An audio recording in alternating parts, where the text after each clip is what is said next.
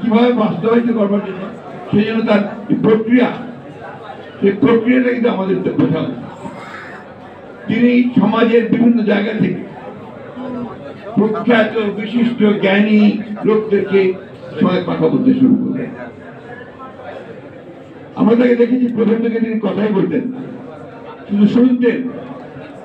তিনি রাজনীতিবিদ, প্রকৌশলী, চিকিৎসক, অধ্যাপক, বুদ্ধিজীবী, বিভিন্ন পেশায় নিয়োজিত বিভিন্ন বিশিষ্ট ব্যক্তিবর্গ, অর্থনীতিবিদ, পলিটিক্যাল সায়েন্টিস্ট, তাদের সঙ্গে দিনের পর দিন, রাতের পর রাত কথা বলেছেন। সেখান থেকে তিনি কিছু সংগ্রহ করেছেন। আমার একটা ব্যক্তিগত অভিজ্ঞতা আছে। আমি যখন সরকারি চাকরি এডুকেশন মিনিস্ট্রিতে তখন আপনার ইউনেস্কো ন্যাশনাল কমিশনের কাজ করতাম ডেপুটেশনে। সেই সময় শহীদ জিয়ার ফ্রন্ট গঠন করেছে রাজনৈতিক দলগুলোকে নিতে। এটা আমি পরে আসছি। ফ্রন্ট গঠন করেছে। সেই ফ্রন্টের সময় তিনি শিক্ষা কমিশন তৈরি করেন, এডুকেশন কমিশন। সেই এডুকেশন কমিশনে তিনি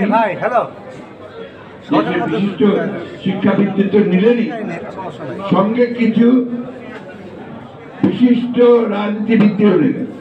যেমন হাজি দানেশকে তিনি সেই কমিটির মেম্বার দিয়েছেন।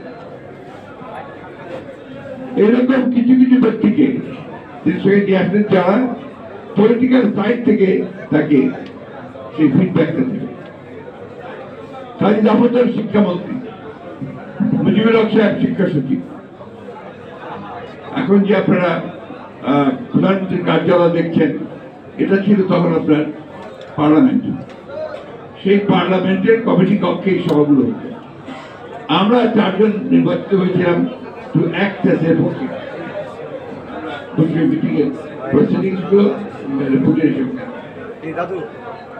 আমি যেটা দেখেছি যে প্রথম থেকে তিনি আসতেন, তার সেই সামরিক পোশাক পরে খুলে রাখতেন, চেয়ার করতেন কাজী জাফর সাহেব, আর সেই মুজিবুর হক সাহেব পাশে বসতেন। তিনি প্রত্যেকের কথা শুনতেন, নোট নিতেন, একটা কথাও বলতেন। এইভাবে প্রায় 1 মাস প্রতিনিধিগুলো শোনার পরে তারপরে তিনি ছাত্রদের ডাকা শুরু করলেন।